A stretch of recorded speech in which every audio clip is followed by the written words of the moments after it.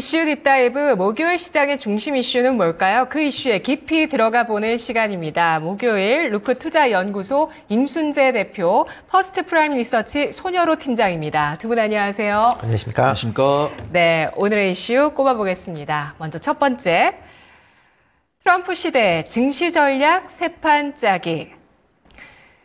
트럼프 피격 사건 이후에 트럼프 트레이드가 글로벌 증시에서 나타나고 있습니다. 그렇지만 아직 그 지지율 조사에서는 여전히 오차 범위 내에 있다, 이런 소식들이 나오고 있고요. 이번 그 트럼프 전 대통령의 암살 시도 이후에 미국 국민들이 많이 걱정을 하고 있다고 하네요. 5명 가운데 4명이 국가가 통제 불능 상태로 빠져들고 있다, 이런 우려를 내비치고 있고, 현재 나와 있는 여론조사에 따르면 지금 트럼프가 43%, 바이든이 41%, 수치는 조금씩 여론 기관마다 다르더라도 일단은 아직은 두 후보가 오차 범위 내에 있다, 이런 소식들이 나오고 있는데요. 증시 전략 세판짜기 지금 돌입해야 될까요? 먼저 임순재 대표님.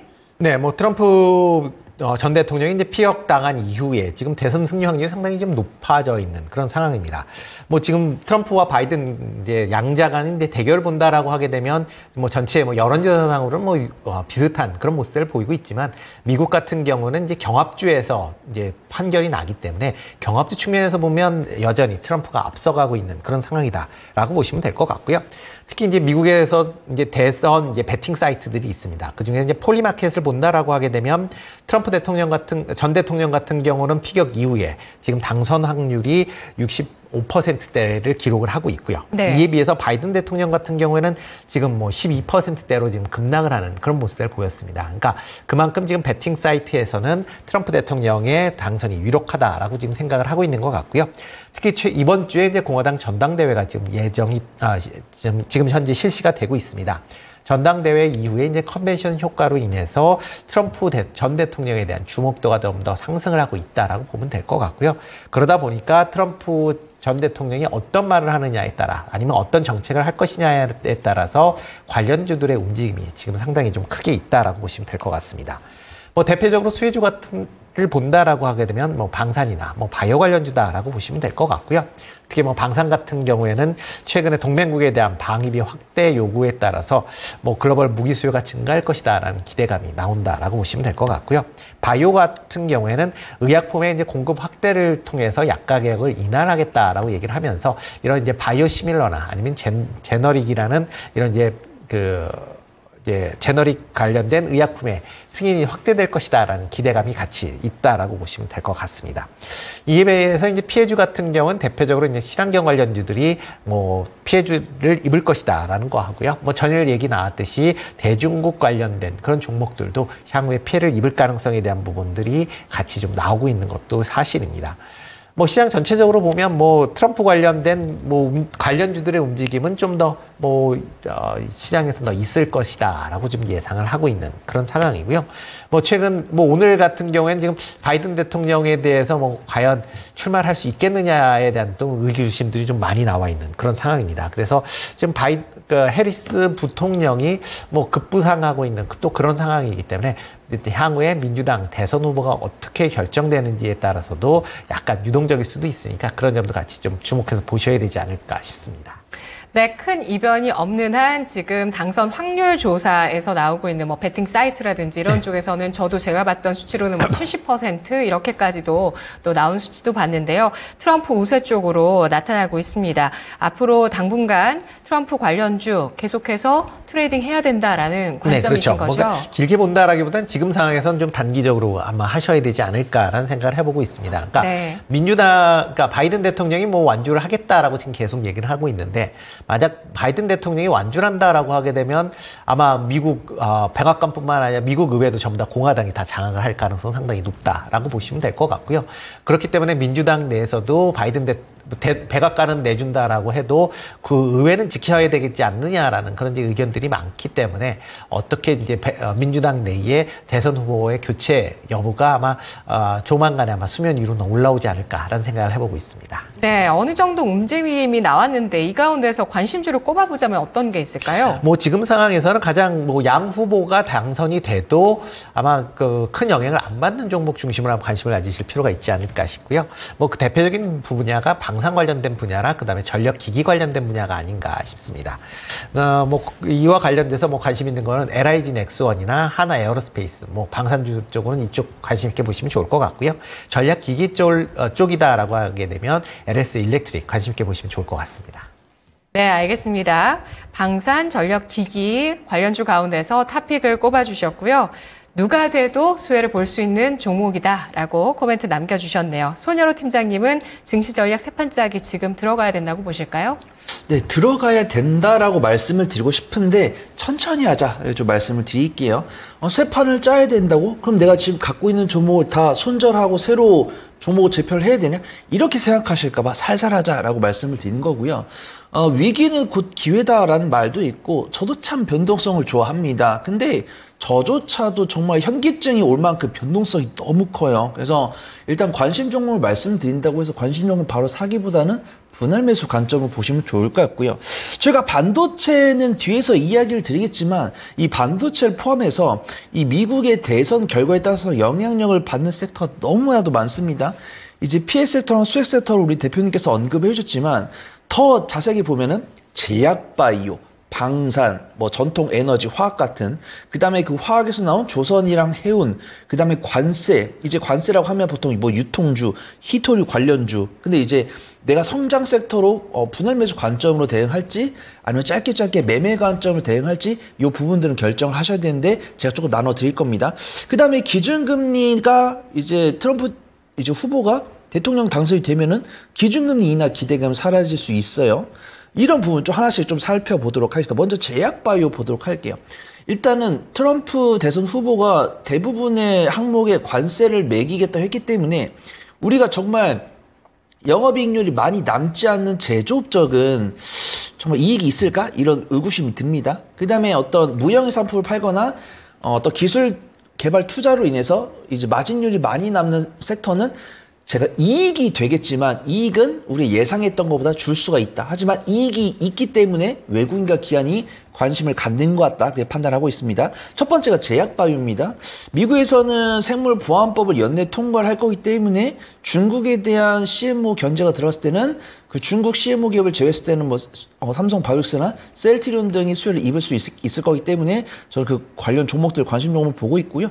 기술적 위치나 수급등이 양호한 것 같습니다. 그래서 저는 제약바이오는 양호하다 그렇게 보고 있고 방산 같은 경우는 저는 조금 의아합니다. 저는 제가 개인적인 생각이랑 수급병이 다르기 때문에 저는 방산 같은 경우는 방위비도 우리가 국방 예산을 정해놓잖아요. 내년도 예산 짤 때.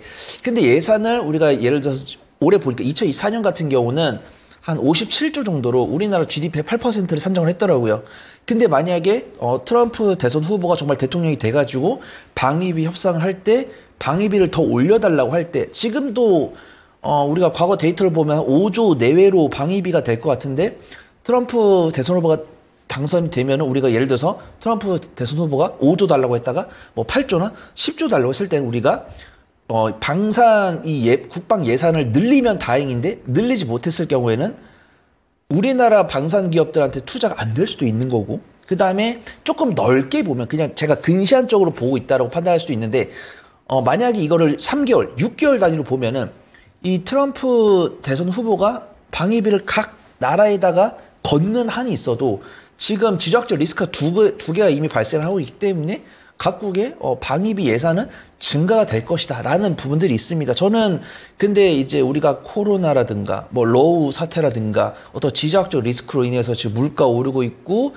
성장률은 계속 뭐 IMF나 이런 발표하는 지표를 보면 떨어지고 있는데 과연 우리가 그쪽에다 세금을 투자했을 때 우리가 다른 쪽에 뭐 더 투자할 수 있을까? 혹은 세수가 지금 안 그래도 빵꾸가 나고 있다는데 지금도 어떤 세부적인 항목을 세금을 올린다고 하니까 국민분들이 많이 화가 나셨잖아요. 근데 그런 상황에서 그냥 편하게 우리가 원래 국방 예산이 57조였는데 트럼프한테 10조 주고요. 47조인데 우리가 국방 예산을 줄일 수 없으니까 한 60조 하겠습니다. 근데 그러다 우리가 진짜 세수가 정말 크게 빵꾸가 나면은 국방력이 약화될 수 있고 지금도 우리나라랑 북한이랑 이런 관계가 있는데 이런 리스크는 대외적으로 중장기적으로 리스크가 될 수 있다. 근데 저는 그냥 개인적으로 이렇게 생각을 하고 있는데 방산기업이 잘 가니까 저 할 말이 없습니다. 근데 방산기업을 매수 의견 드리지만 저는 보수적인 관점으로 수익률을 잡는 게 맞다 그렇게 판단하고 있고요. 전통 에너지 쪽, 자동차 쪽을 공부를 하다가 카페 규정이라는 게 저도 들었습니다. 코퍼레이티브 에버리지 퓨얼 이코노미라고 해가지고 미국에서 차를 팔기 위해서는 일정 수준의 연비를 유지를 해야 된다고 합니다. 그래서 우리가 전기차를 반드시 팔아야 되지만 이런 화석 연료도 우리가 무시할 수 없다라는 이야기가 나오면서 조선이랑 해운 같은 경우도 이런 화석 연료랑 연관돼서 나온 거고요. 근데 저는 이것도 계속 마음적, 심적 갈등이 있습니다. 이거를 강하게 말씀드리기에는 관세 이슈가 있고 결국 우리나라가 단기적으로 수주가 증가를 하고 있지만 관세나 이런 그다음에 강달러 기존 유지가 되겠지만 이런 것들로 우리가 영업이익률을 좀 훼손될 때는 분명히 누군가 이야기를 할 때가 온다. 근데 지금 당장 그런 것들이 없기 때문에 저는 매매 관점을 말씀을 드리되 보수의 기대 수익률을 잡는 게 맞다라고 보고 있고요. 저는 시간 관계상 관련주로 넘어가면은 원래 조선주를 말씀을 드리려고 했었는데 조선주는 많은 분들께서 이야기를 하셔가지고 기자재 쪽을 좀 보려고 합니다. 기자재 중에서는 전 태웅을 보고 있고요. 성광밴드 같은 경우랑 이미 일부 중소형 철강주 날아갔죠. 그런 것들은 당연히 선박 수주가 증가하고 그럼 기자재 수요가 증가할 거니까 기자재 부품 관련 종목들에 대한 수혜가 나올 것이다. 근데 그 중에서도 저는 저평가 매도 갖고 있고 시가총액이 작고 외국인의 강한 순매수가 들어오는 종목은 태웅이고 그 다음에 제약바이오 중에서는 저는 삼성바이오스랑 셀트리온 보고 있는데 삼성바이오스는 이미 많이 상승을 해버렸고 그 뒤를 좀 셀트리온 쫓지 않을까 판단됩니다. 그 기반에는 램시마 SC가 유럽 점유율 20% 넘어서면서 미국 시장까지도 공략을 착착 단계적으로 밟고 있다. 이런 이슈가 있기 때문에 그 두 가지 종목 권해드리도록 하겠습니다. 네. 손익계산서를 따지는 트럼프의 성향을 봤을 때 좀 타겟이 될 가능성이 적은 그런 종목으로 엄선을 해보겠다라면서 태용 셀트리온 꼽아주셨는데요. 두 번째 주제 가보죠. 반도체주 투자 전략은 반도체주가 간밤에도 미국장에서 좀 많이 빠졌고 우리 장에서 어제 워낙 좀 많이 하락을 했고 또 전선 전력기기 관련주의 하락도 오늘 좀 나오고 있는데요. 그래서 헤드라인이 굉장히 좀 무섭습니다. 학살의 날, 블랙 웬즈데이, 미국장 포함입니다. 그리고 대만장도 어제 이런 것들 때문에 좀 부진한 모습을 보였는데요. 보조금에 대해서 좀 문제 제기를 하는 반도체가 타깃이 되면서 반도체 법에 대해서 문제 제기를 하는 발언이 나왔기 때문인데요. 투자 전략 어떻게 가져갈까요? 임순재 대표님? 네, 전일 그러니까 미국 반도체 관련돼서 여러 가지 좀 이슈들이 나왔었죠. 대표적으로 바이든 행정부에서 이제 중국에 반도체 장비를 수출하는 기업에 대한 단속을 강화하겠다라는 그런 얘기가 나왔고요. 특히 미국 기술을 사용하고 있는 모든 반도체 장비에 대해서 미국에서 통제를 하겠다라고 지금 얘기를 했다라는 게 이제 가장 크게 영향을 미쳤다라고 보시면 될 것 같습니다. 여기에 이제 트럼프 대통령이 대만에 대한 방위비 부담을 요구할 것이다라고 얘기를 하면서 대만에 대한 이제 지정학적 리스크가 다시 부각이 됐다라는 것도 전체적인 반도체주의 하락세를 보였다라고 보시면 될 것 같고요. 그런 여파로 인해서 오늘 국내 반도체주도 약세를 보이고 있고 일본 같은 경우도 반도체 관련주들이 약세를 보이고 있는 그런 흐름세가 이어지고 있습니다. 그렇지만 반도체 관련돼서 업황이 바뀌는 게 아니라 단순히 정치적인 이슈에 따라서 지금 움직이고 있다라고 보시는 게 좀 더 맞지 않을까 싶고요. 하반기 이후에 반도체 관련된 업황이 개선된다라는 관점에서 접근을 하셔야 되지 않을까 싶습니다. 지금 3분기에도 반도체 가격 상승세가 계속 이어질 것이다 라고 얘기를 하고 있고요. 그다음에 반도체 관련된 기업들의 지금 가동률도 계속 80%대를 유지할 만큼 좋은 그런 흐름세가 이어지고 있습니다. 특히 트랜스포스 같은 경우에는 4분기서부터는 디램 공급이 이제 심화가 될 것이다 라고 지금 예상을 하고 있는 그런 상황이기 때문에 하반기 이후에 반도체 관련돼서 매출 성장세는 계속 이어질 가능성은 충분히 있다라고 보여지고요. 여기에 AI 관련된 인프라 투자가 계속 이루어지고 있기 때문에 HBM3, 이 디램에 대한 그런 기대감도 여전히 살아남아 있다라고 보시면 될 것 같습니다. 네, 알겠습니다. 반도체 그러면 지금 관심 있게 볼 만한 종목을 좀 엄선을 해보죠. 네, 지금 당장 또 진입이 가능할지 시간을 두고 들어가는 게 좋을지요? 네, 일단 투자 심리가 조금 이제 위축이 되는 측면은 분명히 있습니다. 그렇지만 반도체 관련된 종목들은 낙폭을 좀 키운다라고 하게 되면 저가 매수 관점에서 접근을 하셔도 무난하지 않을까라는 생각을 해보고 있고요. 특히 이제 삼성전자의 이제 밸류체인, 특히 이제 HBM3 이 관련된 밸류체인 관련 기업들은 조만간에 이제 삼성전자가 퀄 테스트를 통과할 것이다라는 기대감이 있기 때문에 그런 점에서 주목해서 보셔야 되지 않을까 싶고요. 이와 더불어 레거시 반도체인 D램과 낸드 반도체의 수요가 확대된다라고 하게 되면 생산량도 같이 증가할 수밖에 없다라고 보면 이런 전공정 업체도 같이 주목해서 보시면 어떨까 싶습니다. 뭐 대표적으로 관심 있게 보는 건 이제 삼성전자 뭐 여전히 관심 있게 좀 보셔야 되지 않을까라는 생각을 해보고 있고요. 그 외에 뭐 KC텍이나 이오테크닉스, 뭐 동진세미캠 같은 종목도 같이 주목해서 보시면 어떨까 싶습니다. 네, 알겠습니다. 관심주 여럿 꼽아주셨는데요. 손여로 팀장님, 반도체주 투자 전략 지금 어떻게 세울까요?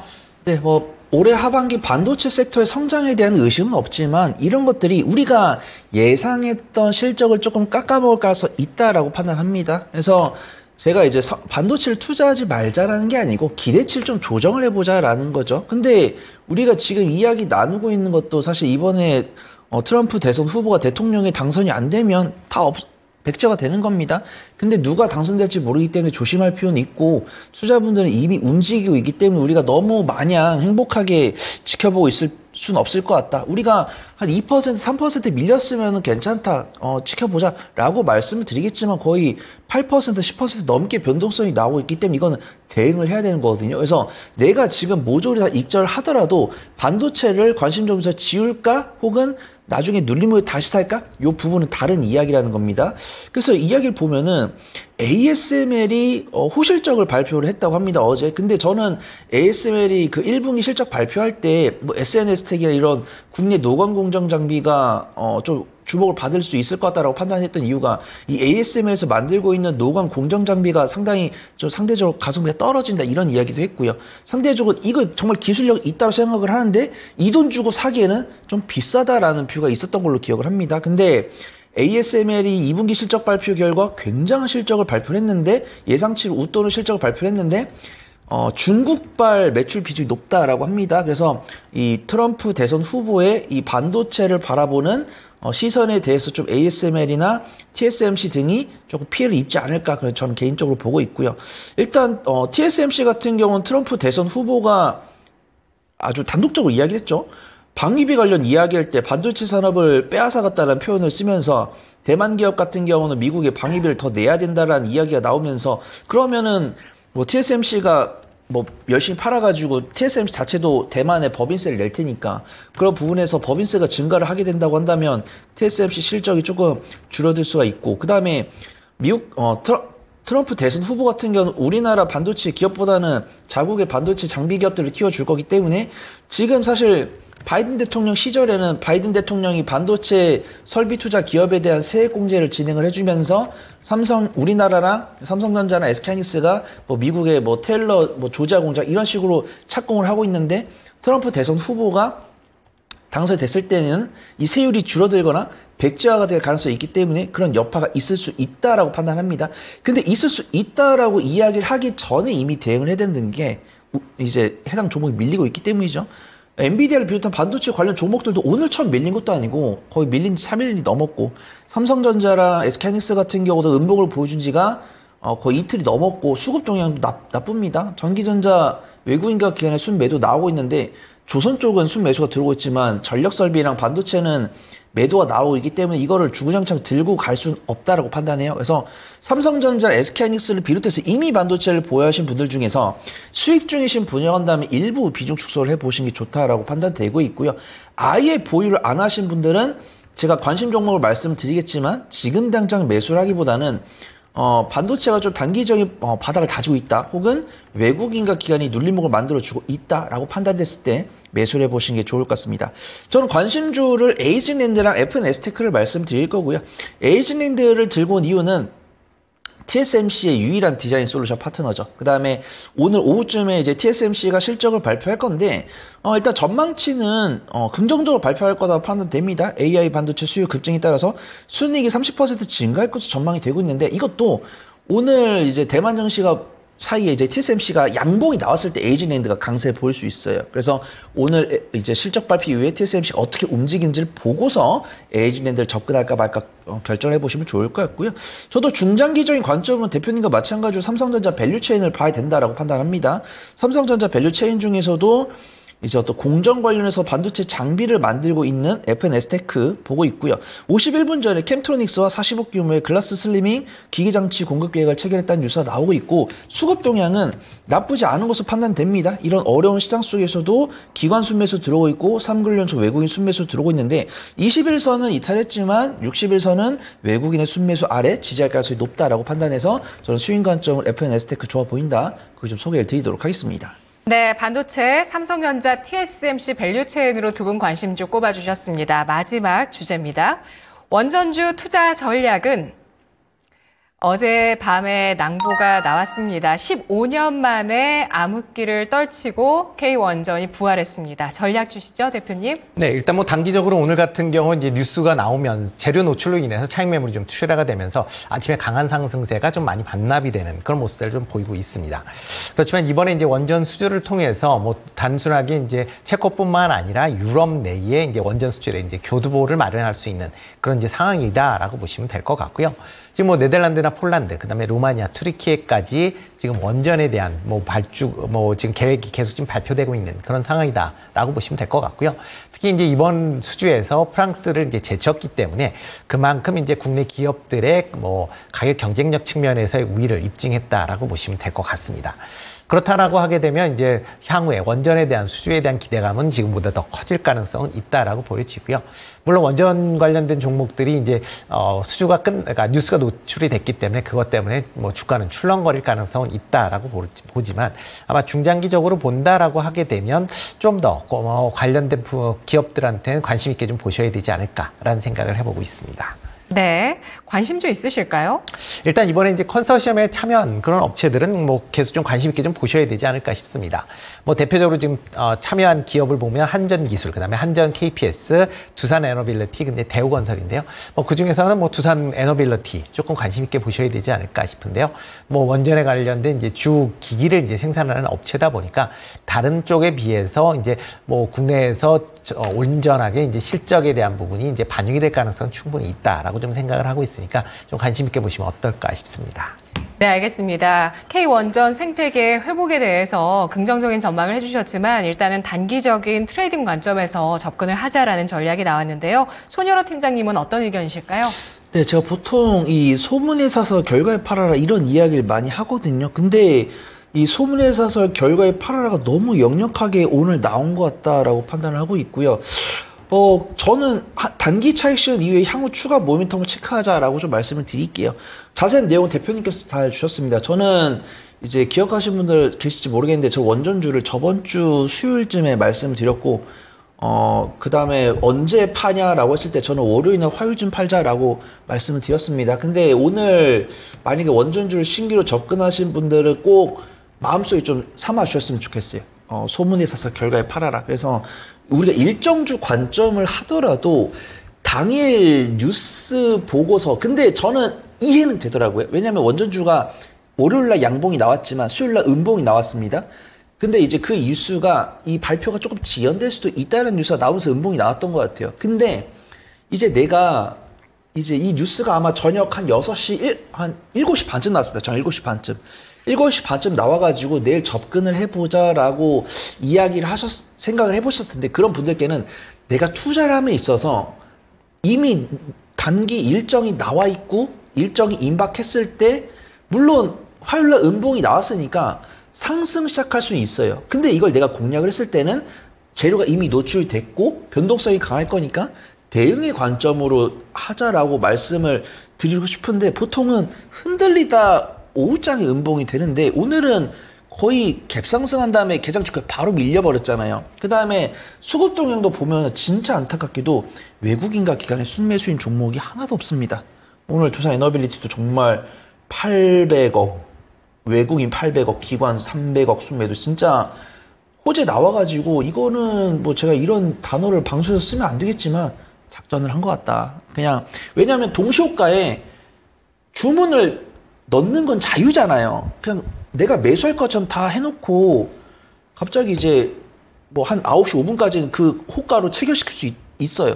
근데 그러다가 이제 9시 5분에 근데 뭐 그렇다고 해서 우리나라가 정말 뭐 계좌 다 확인하는 것도 아니고 뭐 소수 계좌가 진짜 그런 했는지 할 수도 없고 뭐 국민청원 나올 수도 있고 근데 정말 그냥 뭐 5% 갭상승 해가지고 이렇게 밀렸으면 가만히 있겠는데 오늘 두산 에너빌리티 시초가로 공략하신 분은 벌써 마이너스 15% 넘게 찍히셨습니다. 그래서 정말 이 매매를 하실 때 변동성이 강하게 발생했고 많은 분들께서 유심 지켜보고 계신 거 정말 조심해야 된다라고 그 말씀만 드리고 싶고요. 일단 그러면 원전이 끝났느냐? 근데 이제 대표님 말씀대로 체코는 절반 정도 했고 체코 절반 남았고 그다음에 이 체코를 토대로 다른 유럽이나 뭐 다른 쪽에 추가적 수주가 나올 수 있다라고 보고 있고요. 뭐 이 산업이 남는 산업이냐 안 남는 산업이냐 이런 것들은 뉴스 검색해 보시면 나오고 제가 굳이 뭐 저는 매매 전문가이기 때문에 그쪽만 좀 말씀드리면 될 것 같고 제가 관심 종목은 저도 대표님은 비슷합니다. 한전기술, 우리기술, 우진엔텍 이런 종목인데 이 종목을 말씀드린다고 해서 오늘 당장 매수하는 게 아닙니다. 일단은 원전주 같은 경우는 3일 정도 자유롭게 변동성 보이는 거 냅두도록 하시고요. 네. 이제 한 3거래일 이후부터 이제 외국인과 기관의 수급이 슬슬 들어올 때 다른 추가적인 일정이 나오는지 확인하시고 접근해 보시는 게 안전할 것 같습니다. 네, 오늘은 일단 양대 수급 메이저가 팔고 있는 원전주 안타깝다라고 평가해 주셨고요. 3거래일 이후에 변화가 있을지 보면서 추가 원전 수주에 대한 기대감 나온다면 플레이 가능하겠다라는 의견으로 정리를 해주셨네요. 두 분의 분석 여기까지 듣도록 하겠습니다. 고맙습니다. 감사합니다. 네, 지금까지 이슈 딥다이브였습니다. 마켓 딥다이브 마지막 코너 거인의 시선으로 오후장을 내다보는 전략 함께 세워보겠습니다. 목요일에 거인의 시선 토마토 투자클럽 금산 전문가입니다.